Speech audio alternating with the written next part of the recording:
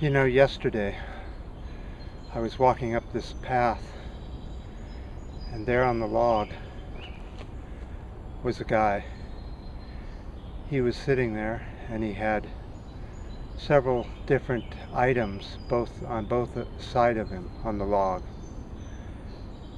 I immediately noticed that he was crying, or had been just finishing up crying, because he had a piece of cloth that looked like possibly a sweatshirt kind of piece of cloth, and he was using it to wipe up the tears.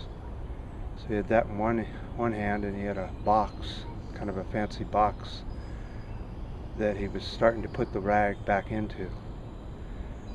But when I couldn't help as I walked by looking down, and what I saw was a batch of dog tags sitting there next to him.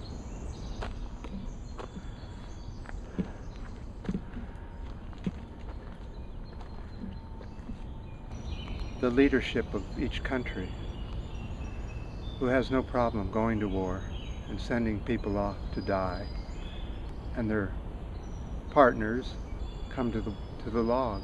You know, not one of these leaders, they'll never have to go through the hell of the log. Not one of the CEOs who make money off of the military-industrial complex, they never have to go to that log either.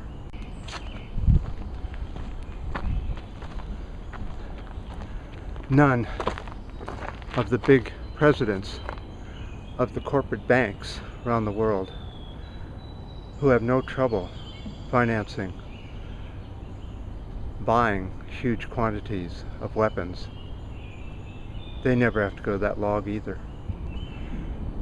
None of these people will ever have to go through the hell that the poor veterans go through every day when they're back.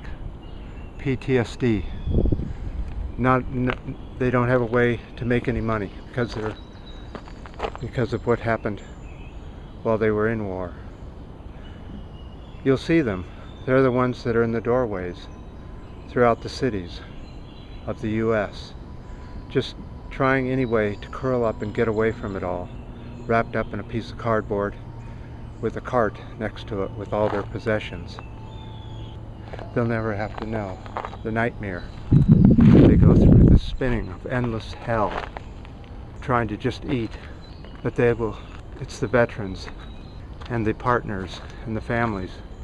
They're the ones, not the Congress people. It's not the leadership whatsoever. They will never have to go to the log. But yet, we're the only ones that can stop this hell. The people are the only ones that can stop war. We did it in the 60s and the 70s during Vietnam. It took 10, 12 years to get rid of just one war. The US is mired all over the planet in wars, in secret wars, developing weapons that we don't even want to think about.